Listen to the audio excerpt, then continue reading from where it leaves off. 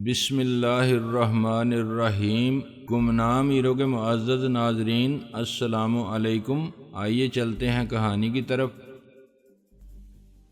وہ ایک گہری سانس لے کر بولا، موت کو کوئی نہیں ٹال سکتا۔ میں اچھی طرح سمجھ گیا ہوں کہ مجھے مرنا ہے اور ابھی مرنا ہے۔ اس نے اپنے کمرے میں آنے والے درجنوں مسلح گارڈز کو دیکھا، پھر کہا، میں نے تم سب کو اپنی حفاظت کے لیے رکھا تھا، لیکن اب حکم دیتا ہوں کہ مجھے گولی مار دو۔ ایک نے کہا، مالک یہ آپ کیا کہہ رہے ہیں؟ ہم آپ پر جان قربان کر دیں گے لیکن آپ پر آنچ نہیں آنے دیں گے۔ ثنا نے اس کے دماغ میں زلزلہ پیدا کیا۔ وہ چیخیں مارتے ہوئے بستر پر تڑپنے لگا۔ تمام حفاظت کرنے والے اسے حیرانی اور پریشانی سے دیکھ رہے تھے، کچھ اسے سنبھالنے اور اس کی تکلیف معلوم کرنے کے لیے سوالات کر رہے تھے۔ جب دماغی تکلیف ذرا کم ہونے لگی تو وہ کراہتے ہوئے بولا، کیا تم لوگ چاہتے ہو کہ میں موت سے پہلے ایسی تکلیفیں اٹھاتا رہوں؟ جب زندہ رہنے کی کوئی صورت باقی نہیں رہتی اور تکالیف ناقابل برداشت ہو جاتی ہیں تو اس مریض کو زہر کا انجیکشن دے دیا جاتا ہے۔ میں دونوں ہاتھ جوڑ کر تم سب سے التجا کرتا ہوں، مجھے گولی مار دو۔ ایسا پہلے کبھی نہیں ہوا کہ درجنوں محافظ اپنے ہی آقا کو گولی مارے۔ وہ تمام محافظ بھی اسے نہیں مارنا چاہتے تھے۔ ثنا نے مرلی در کے دماغ میں پھر زلزلہ پیدا کیا۔ وہ ایک ذبح ہونے والی بکری کی طرح حلق سے آوازیں نکالتے ہوئے بستر پر تڑپتے ہوئے نیچے فرش پر آ کر گر پڑا۔ پہلے جو محافظ اسے سہارا دے رہے تھے وہ پریشان ہو کر ذرا پیچھے ہٹ گئے تھے۔ ان کی سمجھ میں آ رہا تھا کہ ان کے مالک کو کیسی موت آ رہی ہے کہ اس کے حلق سے زندگی کی آخری چیخیں نکلتی ہیں لیکن وہ مرتا نہیں ہے۔ رفتہ رفتہ پھر اس کے دماغی تکلیف کم ہونے لگی تو وہ فرش پر لیٹے ہی لیٹے آگے رینگتے ہوئے اپنے ایک ایک محافظ کے پاؤں پکڑتے ہوئے گڑ گڑانے لگا، مار ڈالو بھگوان کے لیے، مجھے گولیوں سے چھلنی کرو، مار ڈالو۔ ثنا نے اس کے اندر کہا، اپنی ٹیلی پیتھی اور آتما شکتی کے غرور میں آسمان پر اڑتے رہتے تھے اور ابھی مٹی کے کیڑے کی طرح رینگ رہے ہو، موت کی بھیک مانگ رہے ہو اور تمہیں کوئی موت بھی نہیں دے رہا ہے۔ وہ دونوں ہاتھ جوڑ کر بولا، میں تم سے معافی نہیں مانگ رہا ہوں، موت مانگ رہا ہوں۔ میرے دماغ کو پھوڑا نہ بناؤ، تڑپا تڑپا کر نہ مارو۔ میں تمہارے ابو سید جلال الدین پاشا کی قسم دیتا ہوں، مجھے مار ڈالو۔ باپ کی قسم دینے پر ثنا نے ایک گارڈ کے دماغ پر قبضہ جمایا۔ اس نے اپنے مالک کو گولی مار دی۔ وہ ایک آخری چیخ کے ساتھ فرش پر تڑپ کر ہمیشہ کے لیے ساکت ہو گیا۔ وہاں کئی زندہ انسان تھے، اس کے باوجود موت کی اسی خاموشی چھا گئی تھی۔ کوئی کچھ نہیں بول رہا تھا، بولنے کے لیے کسی کے پاس کچھ تھا بھی نہیں۔ ثنا نے ایک گارڈ کی زبان سے کہا، میں اس سیکیورٹی گارڈ کی زبان سے ثنا بول رہی ہوں، تم سب کو معلوم ہونا چاہیے کہ ورشا باندرے مر چکی ہے۔ میں نے اور ابو نے یہ ادارہ چھوڑ دیا ہے اور اس کا مالک کہلانے والا مرلی دھر باندرے مردہ پڑا ہوا ہے۔ گویا یہاں کے تمام کرتا درتا اب نہیں رہے، ہم باپ بیٹی بھی واپس نہیں آئیں گے، لہذا تم سب ممبئی یا کسی دوسرے شہر جا کر اپنے روزگار کا انتظام کر لو۔ یہاں سے تم سب کا آب و دانہ اٹھ چکا ہے۔ اس ادارے کو جتنی نیک نیتی سے شروع کیا گیا تھا، اتنی بد نیتی سے یہ ختم ہو چکا ہے۔ خدا حافظ۔ وہ دماغی طور پر پورس کے ایک ذاتی بنگلے میں حاضر ہو گئی۔ اس بنگلے میں ایک چوکیدار رہا کرتا تھا۔ پورس نے ثنا کو سمجھایا تھا کہ چوکیدار اسے نہیں پہچانتا ہے، لہذا وہ چوکیدار کے دماغ پر قبضہ جما کر وہاں رہے، پھر وہ خود دوسرے دن وہاں پہنچ جائے گا۔ ثنا نے یہی کیا تھا۔ رات کو سوتے وقت وہ چوکیدار کے دماغ کو قابو میں نہیں رکھ سکتی تھی، اس لیے اس نے ایک مختصر سا ترمیمی عمل اس پر کیا تھا، پھر اس کی طرف سے مطمئن ہو گئی تھی۔ رات کے 3:15 بجے جلال پاشا وہاں زخمی حالت میں آیا۔ چوکیدار نے ثنا کے حکم پر گیٹ کھول دیا۔ اس نے بنگلے کے باہر آ کر باپ کو سہارا دیا، اسے اندر ایک بیڈ روم میں لا کر لٹایا، پھر اس کے زخم کی مرہم پٹی کرنے لگی۔ زخم زیادہ تشویشناک نہیں تھا۔ پہلی طبی امداد کے طور پر اس نے خون کا بہاؤ روک دیا، دوائیں لگا کر پٹیاں باندھ دی، لیکن دوسرے دن کسی ڈاکٹر کو باقاعدہ علاج کرانا ضروری تھا۔ اسے جو گولی لگی تھی وہ پسلیوں کی طرف تھوڑا سا گوشت اور کھال ادھیڑ کر گزر گئی تھی۔ جب تک وہ زخم نہ بھرتا یا آرام نہ آتا تب تک وہ خیال خوانی نہیں کر سکتا تھا۔ ثنا رہ رہ کر پورس سے رابطہ کر رہی تھی اور اسے جلال پاشا کے بارے میں بتاتی جا رہی تھی۔ پورس نے کہا، فکر نہ کرو، میں جلد سے جلد تمہارے پاس پہنچنے کی کوشش کر رہا ہوں۔ اس نے یہ بھی بتایا کہ کس طرح مرلی دھر کا کام تمام کر دیا ہے اور اس ادارے کو ہمیشہ کے لیے ختم کر دیا ہے، لیکن کل صبح ان دونوں بھائیوں وجے آنند اور کشور کو ٹریپ کر کے بینک لے جانا ہے۔ اس معاملے کو کیسے نپٹایا جائے گا؟ پورس نے کہا، کل بینک کے اوقات تک پاشا انکل کا زخم زیادہ تکلیف دہ نہیں رہے گا اور تم اپنے ابو کی حالت سے مطمئن رہو گی تو خیال خوانی کے ذریعے پہلے کسی ایک بھائی کو ٹریپ کر کے بینک لے جاؤ گی، اس کے لاکر سے فارمولے نکلوا کر اس سے وہ فارمولے لینے کے بعد دوسرے بھائی کو ٹریپ کر کے بینک لے جاؤ گی، پھر اس سے بھی اسی طرح فارمولے کا آدھا حصہ حاصل کرو گی۔ آپ جیسی ہدایت دیتے رہیں گے میں اس پر عمل کرتی رہوں گی، لیکن آپ کب تک یہاں پہنچ سکیں گے؟ میں خود کو تنہا اور بے یار و مددگار سمجھ رہی ہوں۔ ایسی باتیں نہ کرو، تمہارا یہ بھائی تمہارے ساتھ ہے اور زندگی کے ایسے ہی حالات سے تم تنہا رہ کر بھی معاملات سے نمٹنے کے تجربات حاصل کرتی رہو گی۔ میں جلد سے جلد پہنچتے ہی پاشا انکل کو ہسپتال لے جاؤں گا یا کسی ڈاکٹر کو بلاؤں گا۔ میری اچھی بہن، ایسے وقت پریشان نہیں ہونا چاہیے بلکہ ذہانت سے مسائل کو حل کرنے کی تدابیر سوچنا چاہیے۔ پورس اس کا حوصلہ بڑھاتا رہا۔ وہ رات اسی طرح جاگتے ہوئے گزر گئی۔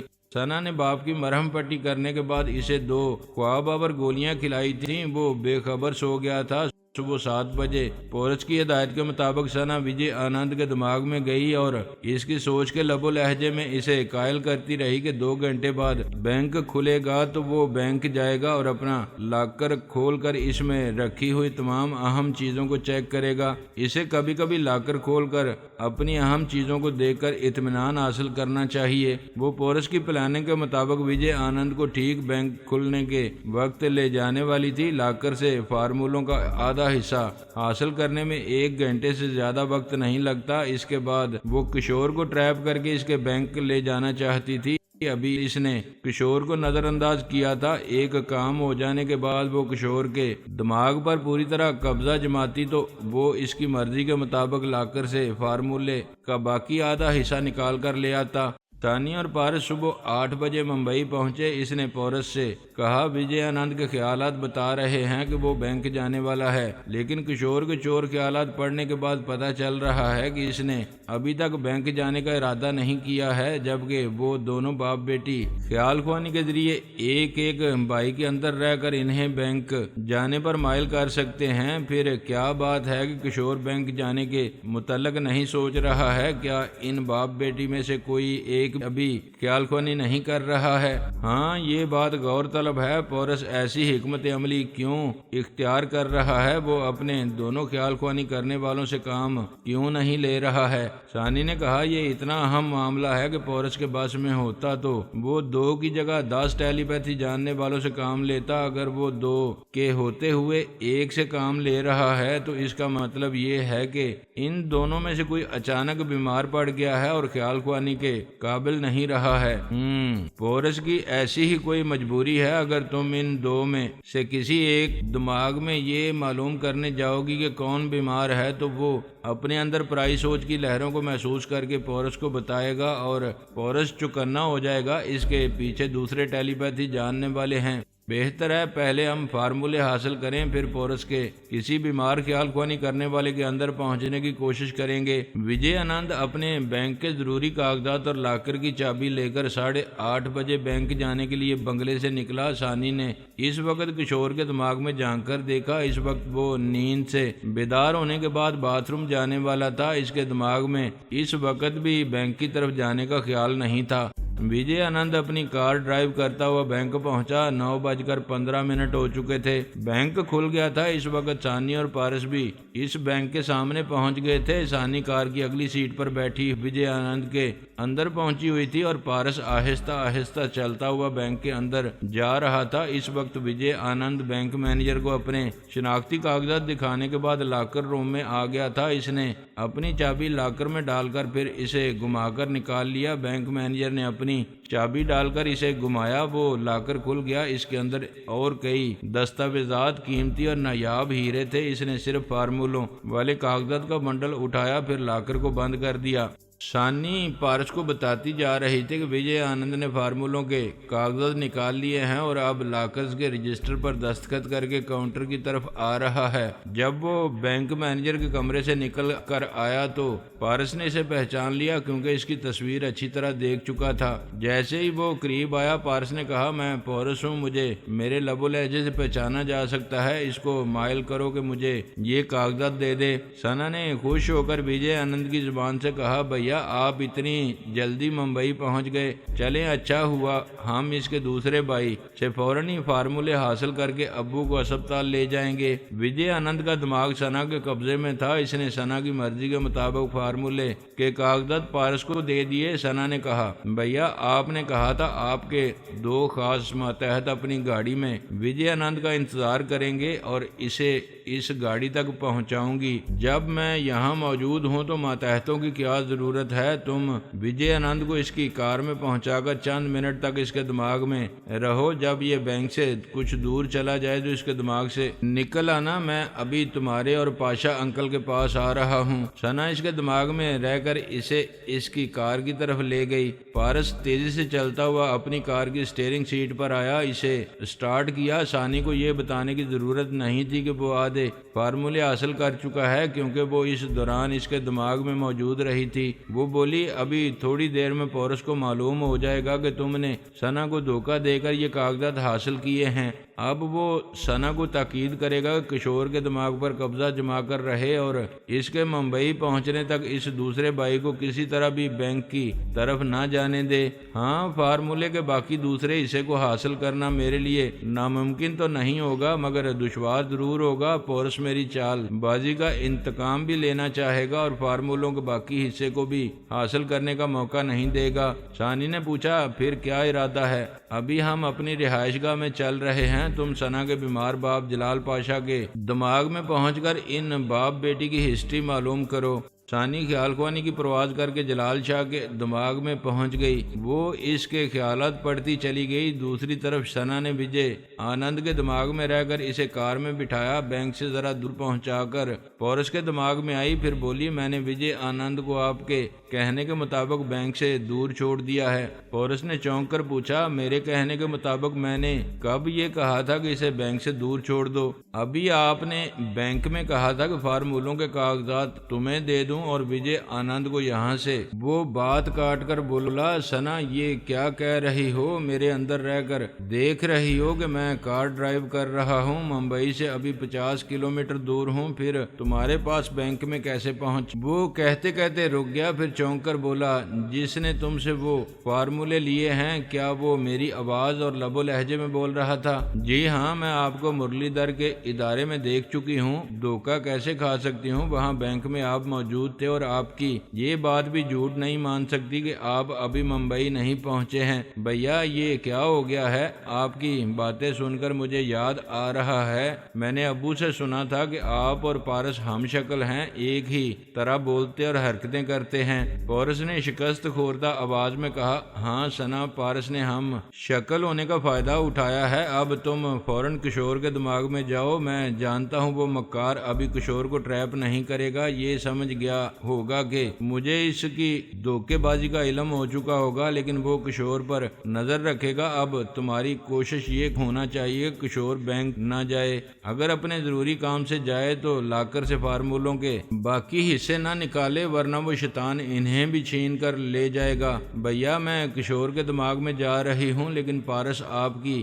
طرح ٹیلی پیتھی سے محروم ہو چکا ہے۔ بابا صاحب کے ادارے میں جو روحانی ٹیلی پیتھی جاننے والے ہیں وہ ہمارے معاملات میں نہیں پڑیں گے، یا پھر پارس کو ہماری مصروفیات کا علم کیسے ہو رہا ہے؟ جس طرح میرے ساتھ تم باپ بیٹی ہو، اسی طرح کوئی خیال خوانی کرنے والا ضرور اس کے ساتھ بھی ہے۔ میں اس مسئلے پر غور کرتا ہوں، تم کشور کے پاس جاؤ۔ وہ کشور کے پاس گئی، پھر واپس آ کر بولی، بھیا ایک اور بڑا دھوکہ ہوا ہے، میں نے پارس کو بھائی سمجھ کر کہا تھا کہ آپ اتنی جلدی بمبئی پہنچ گئے ہیں تو ہم ابھی ابو کو اسپتال لے جائیں گے۔ اوہ گاڈ، وہ کم بخت وقت سمجھ گیا ہوگا کہ پاشا انکل بیمار ہیں، اس کا کوئی خیال خواہ نہیں کرنے والا ضرور تمہارے ابو کے خیالات پڑھ چکا ہوگا، اسے تم باپ بیٹی کی رہائش گاہ کا علم ہو چکا ہے، میری ہدایت پر فوراً عمل کرو، اپنے ابو کو اس بنگلے میں چھوڑ کر ایک لمحہ بھی ضائع کیے بغیر وہاں سے نکلو اور ہائی وے کی طرف آؤ۔ بھیا یہ آپ کیا کہہ رہے ہیں؟ میں اپنے ابو کو ایسی حالت میں تنہا چھوڑ دوں؟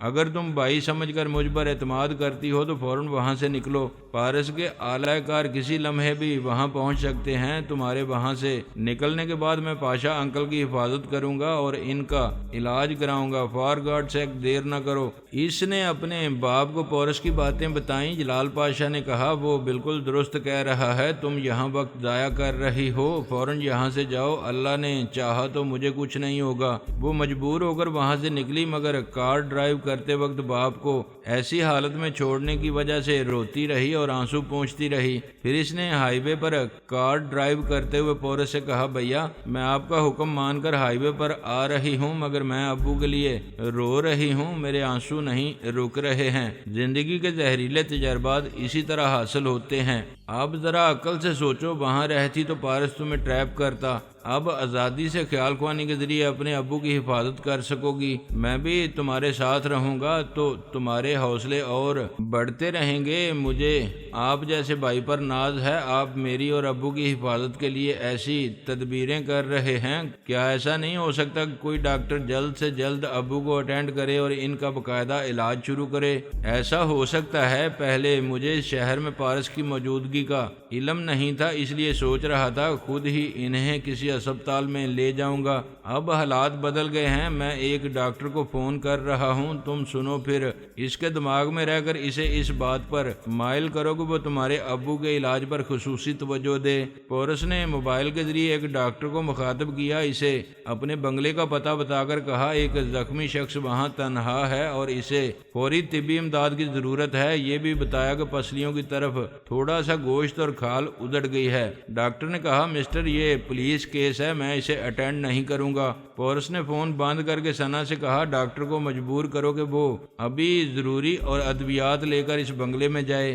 ثنا نے ڈاکٹر کے دماغ میں پہنچ کر اسے مجبور کیا، اس پر پوری طرح قبضہ جمایا، وہ دواؤں کا بیگ لے کر اپنی کار میں بیٹھ کر اس بنگلے میں جلال پاشا کے پاس پہنچا تو وہاں پہلے سے ایک ڈاکٹر موجود تھا، وہ اس کے زخم کو اچھی طرح صاف کر کے مرہم لگانے اور پٹیاں باندھنے کے بعد اس کے بازوؤں میں انجیکشن لگا رہا تھا۔ وہ دونوں ڈاکٹر اس کے زخم کے بارے میں باتیں کرنے لگے۔ پہلے ڈاکٹر نے کہا زخم گہرا نہیں ہے، مسلسل علاج ہوتا رہے تو ایک ہفتے میں زخم بھر جائے گا۔ ثنا نے اس ڈاکٹر کے خیالات پڑھے، اس کے خیالات نے بتایا کہ کسی پارس نام کے شخص نے اسے فون کیا تھا، پھر وہ بے اختیار وہاں آ کر اپنا فرض ادا کرنے لگا تھا۔ ثنا جس ڈاکٹر کو لائی تھی وہ واپس چلا گیا تھا۔ دوسرے ڈاکٹر نے کہا ثنا میں جانتا ہوں تم میری آمد پر حیران ہو اور میرے خیالات پڑھ رہی ہو، یہ تو معلوم ہو چکا ہے کہ پارس تمہارے ابو کا علاج کرا رہا ہے، پورس سے جا کر کہو تم صرف اس کی نہیں میری بھی بہن ہو اور تمہارے ابو میرے بزرگ ہیں اور یہ ایک بھائی کا وعدہ ہے کہ پاشا انکل پر نہ کبھی تنویمی عمل کیا جائے گا اور نہ ہی انہیں کسی کا معمول اور تابع دار بننے دیا جائے گا۔ وہ ڈاکٹر بھی اپنی گاڑی میں بیٹھ کر چلا گیا۔ ثنا نے پورس کے پاس آ کر اسے بتایا کہ ان سے پہلے ہی پارس نے ایک ڈاکٹر کو اس کے ابو کے علاج کے لیے بھیج دیا تھا۔ اس ڈاکٹر کی سوچ کے ذریعے پارس نے کہا ہے کہ وہ صرف پورس کی نہیں پارس کی بھی بہن ہے۔ اس نے وعدہ کیا ہے کہ اس کے ابو پر نہ تنویمی عمل کیا جائے گا اور نہ انہیں کسی کا تابع دار بننے دیا جائے گا۔ پورس نے تمام باتیں سن کر کہا ثنا تم اور تمہارے ابو خوش نصیب ہیں، مجھے تم دونوں کی طرف سے اطمینان ہو گیا ہے کہ پارس بھی تم باپ بیٹی کو نقصان نہیں پہنچائے گا۔ ثنا نے حیرانی سے پوچھا جو پارس آپ سے دشمنی کر رہا ہے اس کے بارے میں یقین سے کہہ رہے ہیں کہ وہ ہمیں نقصان نہیں پہنچائے گا؟ ہاں دشمنوں میں بھی اعلیٰ ظرفی ہوتی ہے، اس کی دشمنی مجھ سے ہے، تم باپ بیٹی سے نہیں ہے، ہم ایک دوسرے کے دشمن ہونے کے باوجود ایک دوسرے کی خوبیوں کو جانتے ہیں۔ ثنا بولی میں پہلی بار ایسے دو دشمن دیکھ رہی ہوں جو ایک دوسرے کی باتوں پر اعتماد بھی کرتے ہیں۔ میری بہن ابھی تمہاری عمر ہی کیا ہے، آئندہ بہت کچھ دیکھو گی، فی الحال تمہیں اپنے ابو کی طرف سے اطمینان ہو گیا ہے، اب کشور کے دماغ میں جاؤ، پھر میں جیسا کہوں ویسا کرتی جاؤ۔ پورس نے اسے ایک کوڈ ورڈ یاد رکھنے کو کہا اور تاکید کی کہ جب تک میں تمہارے دماغ میں یہ کوڈ ورڈ ادا نہ کروں تب تک تم میری کسی بات پر یقین نہ کرنا کہ تمہارے سامنے آنے والا یا تمہارے دماغ میں کوئی خیال خوانی کرنے والا تمہارا بھائی پورس ہے۔ میں آپ کی ہدایت پر عمل کروں گی۔ ویسے آپ اس ہائی وے پر کہاں ہیں؟ مجھ سے کتنی دور ہیں؟ پورس نے جگہ کی نشاندہی کی۔ سنا نے کہا پھر تو ہم ایک دوسرے کے بالکل قریب آ گئے ہیں۔ دونوں نے ایک دوسرے کو اپنی اپنی کار کے نمبر بتائے، پھر ایک جگہ پہنچ کر مل گئے۔ سنا کار سے اتر کر دوڑتی ہوئی آ کر پورس کے گلے لگ گئی۔ ناصرہ نے بھی اسے گلے لگا کر پیار کیا۔ پورس نے کہا اب ناصرہ تمہاری کار ڈرائیو کرے گی اور تم اس کے پاس بیٹھ کر خیال خوانی کے ذریعے کشور کو اس کے بینک لے جاؤ گی۔ میں بھی تمہارے ساتھ اسی بینک کی طرف جا رہا ہوں۔ دیر نہ کرو، ناصرہ کے ساتھ کار میں بیٹھ جاؤ ورنہ بینک کا وقت ختم ہو جائے گا۔ وہ ناصرہ کے ساتھ اپنی کار میں چلی گئی۔ پورس اپنی کار ڈرائیو کرتا ہوا بینک کی طرف جانے لگا۔ اب وہ اپنے تازہ منصوبے کے مطابق پارس کو ٹریپ کرنا چاہتا تھا۔ یہ تو یقینی بات تھی کہ پارس کے ساتھ جو بھی خیال خوانی کرنے والا ہے وہ ضرور کشور کے دماغ میں موجود ہوگا، اور پارس بھی یقین کے ساتھ سمجھ رہا تھا کہ فارمولوں کا باقی حصہ حاصل کرنے کے لیے پورس ضرور کشور کو بینک پہنچائے گا، اور جب پہلے کی طرح پارس فارمولے لینے کے لیے بینک کے اندر جائے گا تو ناصرہ نے جو گولیاں اپنے منہ میں چوس کر دی ہیں انہی میں سے ایک زہریلی گولی کا زخم ایسے لگے گا کہ پارس پھر کبھی اس کے مقابلے پر نہ آ سکے گا، ہمیشہ لا علاج مریض کی طرح بستر پر پڑا رہے گا۔